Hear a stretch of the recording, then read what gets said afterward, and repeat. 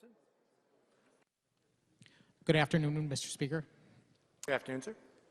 We are here today to vote to approve of a state expenditure of approximately $220 million, money that's to be used as an incentive to a private company so that they remain here as a manufacturing facility here in our state. I want to start by saying that there's nobody in this room, in fact, I don't know of any single person anywhere who wants to see Lockheed Martin take Sikorsky and leave for any other destination. Of course we want to see them remain in our state. They are a part of our fabric, and there's a great deal of history, let alone all of the economic benefits that they provide to that part of our state and our economy. However, I think that the number one point that I would like to get across from the outset is that this is an undeniable admission of just how poorly our state's finances and business climate have been run to get us to this point. It's also an acknowledgement of exactly what is hurting our businesses across our state. And it's clearly the tax and regulatory burden that each of them has to face. The majority leader just got up and said that this is a huge victory. And Governor Malloy, during his press conference on this subject, said that this is something we should all celebrate. And I think that's very ironic, because my view is this is just irrefutable proof that Connecticut's economy is now so weak that we are being forced to entice private businesses to stay in our state with cash. I think the only worst thing you could do is to pass another huge tax hike, which I fully expect to happen in the upcoming session. There's going to be a lot of discussion about the merits of this deal, and I listened intently to the conversation from the outset, and I found that little of it resembled the actual facts about the number of jobs and the people involved. But I don't want to focus my remarks on the merits of the deal, but rather on whether or not we should be in the business of making deals at all. A few days ago, we had representatives from Lockheed Martin and the governor's office sit down with us to answer questions. And I presume the reason why they met with us was to sell us on the merits of the deal. And I got to admit, I was very thankful for that, because a few years ago we had the Jackson Labs deal, which was a very similar situation, and we were not afforded any chance to be involved in the discussion whatsoever. But I still left with a whole bunch of questions. In fact, some of the questions I asked but was not really given an answer to. I'd like to know, is Lockheed Martin still negotiating with other states? Is there a chance that something happens even after this vote today? What happens if another state makes another sizable bid? And what about the union vote? I understand that the union still has to approve this deal even after it passes both chambers here. And how did this even come about in the first place? At the start of the presentation that was made to us, we were told that Lockheed Martin approached the state looking for help. But then when I followed up and asked the question directly about, well, gee, did Lockheed Martin actually go to the state and tell them that they were leaving unless they received this money? Or did the state go to Lockheed Martin and plead with them to stay and offer this an incentive? It's funny because neither one of them really wanted to give the answer at that point. I would have been much more pleased if Lockheed Martin went to the state of Connecticut and pressured the governor to change the entire business climate for the entire state. To me, that would have made a lot of sense. We were told that the cost of doing business in Connecticut is so high that they could do this deal in another place for $400 million less. That speaks volumes all by itself, doesn't it? But it makes me wonder why they would accept a deal for approximately $220 million, especially when it comes with so many strings attached. I also asked where the number came from. Why $220 million? Why not 219 or 200 or 230 or a billion, trillion, who knows? But I didn't get an answer to that question either. Just, that was the number we came up with. I mean, I could understand if someone said, gee, you've imposed this tax or regulation on us and it's cost us this amount of money and we need to make it up so that we can maintain our production facility. But that's not what's happened. This is an arbitrary number based on an arbitrary negotiation. Two things were really clear to me after that meeting. The first one is that all of us in this room and in the Senate, the legislature as a whole, we are expected to be nothing but a rubber stamp for this deal. And despite that the necessity of having an affirmative vote from this body, we were not part of the transaction negotiation at any point whatsoever.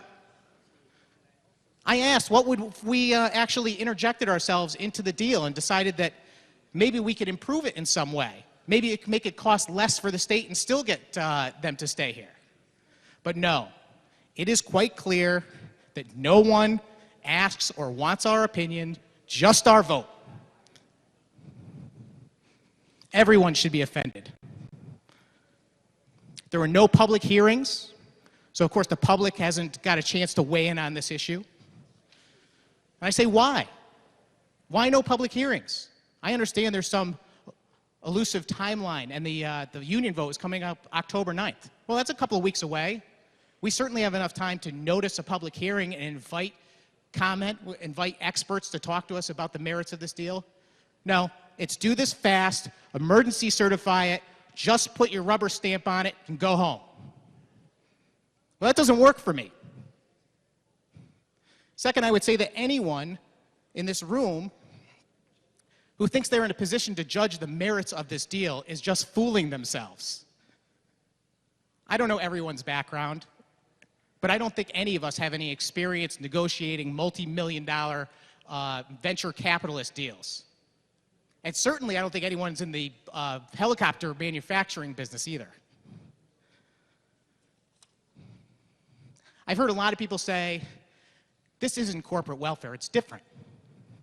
Although I suppose it could also be called a bailout. But I looked up corporate welfare.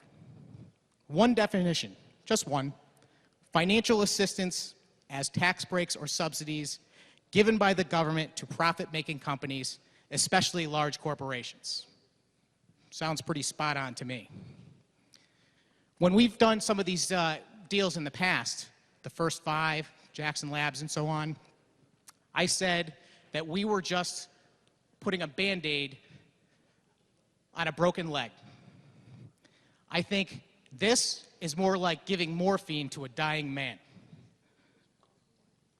The bottom line is that rewarding one business with incentives only means that all other businesses have to be taxed just that much more. The money has to come from somewhere, and that somewhere is taxes, or in this case, borrowing. But I would say that borrowing is just taxes you have to pay in the future and with interest. In short, this is the very definition of picking winners and losers. Something I would say we have absolutely no right to do. Proponents will say that this deal will make money in the long run, citing that we will ultimately gain more tax revenue, and that may be the case. I won't even argue that point. But at what cost to the rest of the state's taxpayers and economy? I say again, if we really believe that reducing the tax burden on this one company will help our state's economy, why are we not doing it for all of them? And not just giving special treatment to some certain specific companies that are on the governor's list. What about the businesses in the towns that I represent? Are they going to leave? Or are they going to lay off more workers because the burden continues on them? And in fact, we're adding some additional tax increase and burden to them and the citizens in my district that would spend and allow those businesses to operate. I'm not just speculating here. We have a perfect example in the First 5 program. It's recent history. I have some numbers that came out from the governor's office just recently. 3,759 net new jobs in the 5 years it's been in place. And that came at the cost of $125 million in tax credits and nearly $260 million in forgivable loans and grants, money that we'll never see again. And also borrowed money that will add to the cost another $80.8 million in interest payments. This is money paid by all of the taxpayers in the state of Connecticut. And if you examine the figures, it comes out that each job costs around $120,000 each to the taxpayers of the state. And we will be paying that bill for many, many, many years to come. I hardly consider that a success. The real issue here is a question about what kind of government do we want to have? What kind of society do we want to live in? Do we want to live in a society where the government gets to choose who succeeds and who benefits? Where the government has the power to decide which communities are going to see benefits and which others actually foot the bill? Our values as Americans are based on very simple principles, and one of those is that everyone, every single person, every single business should have an equal opportunity to achieve, and it is not the proper role of government to pick the winners and the losers. The larger point is this fixes nothing as far as our state's economy goes. And I believe it has the potential to cause far more problems down the road. One of the big problems is it sets us up for many, many future deals like this. Like a lot of other people in this room, I'm a business owner. And I'm sure there's many business owners across the state, large and small, that when they heard about this, their first reaction is, well, wait a second, what about my business? I'm not happy with the business climate in Connecticut either. Where's my incentive to stay here? I'm afraid this is only going to embolden and encourage other large employers in our state to come knocking on the state government's door saying, where is mine? I ask all of you, where will that stop? I wish I was confident that it would stop here with a promise to the residents of our state that there will be no more special deals, no more incentives, just a return to sound economic principles that would make Connecticut a place where every business and every citizen could prosper. That, Mr. Speaker, would be something worth celebrating. I'll be voting no today. Thank you. Thank you, sir. Further on the bill before us, Representative